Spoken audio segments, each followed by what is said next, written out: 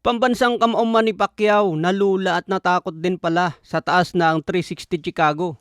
Sinubukan ni Manny Pacquiao ang sikat na pasyalan ng turista sa 360 Chicago dahil nagtitilt ito pababa mga boss. Sabi ni Pacman, nakakatakot din at nakakalula dahil ang view deck nito nasa ika-94 palapag.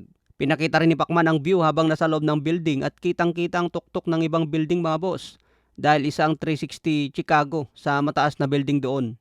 Maraming fans ang nakapansin dahil nagbablog na rin si Pacman. Kasama lagi ang pamilya sa pamamasyal. Sinasabi rin ng ibang fans, mas maganda na raw manood sa vlog ni Pacman ngayon dahil parang nakakapasyal na rin habang nanonood sa vlog niya. Pwede na raw tumigil si Pacman sa pagboboxing at mag-enjoy na lang sa pag-travel kasamang pamilya. Maganda rin ito para iwas stress na si Manny Pacquiao lalo na mag-edad 48 na siya. Pero kung si Floyd Mayweather ang kalaban mga boss, maganda isang laban pa. Sa iba pang balita, Mikey Garcia pabor kay Rolando Romero na posibleng ma-upset si Teofimo Lopez. Naniniwala ang dating world champion na si Mikey Garcia na mas malaki ang tsansa ni Rolly Romero na gulatin si Lopez. Ayon kay Garcia, minamalit ng ilan si Romero dahil iniisip nila ang dating bersyon nito na bulok pa sa 135 pounds. Pero malaki na raw ang nagbago kay Romero dahil naging maayos ang laro nito sa 147. Para kay Mikey Garcia, wala na rin ang dating forma ni Teofimo Lopez. Hindi na siya ganong kalakas dito sa 147. Hindi katulad noong panahon na lumaban siya kay Vasily Lomachenko at Josh Taylor. Ito ang panahon na mamaw pa si Lopez.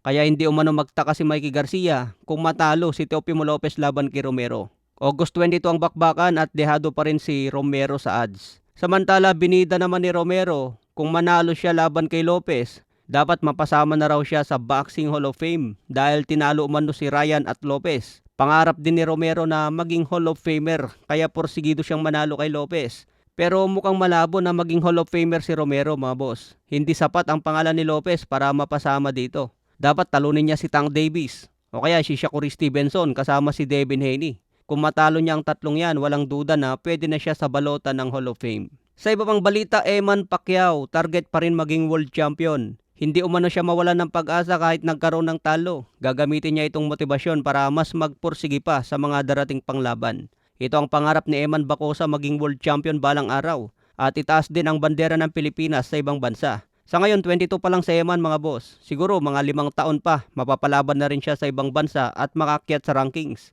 Kung sa loob ng 5 taon mula ngayon at hindi pa siya masubukan sa ibang bansa, medyo mahirapan na siya makasabay dahil mabigat ang dibisyon ni Eman.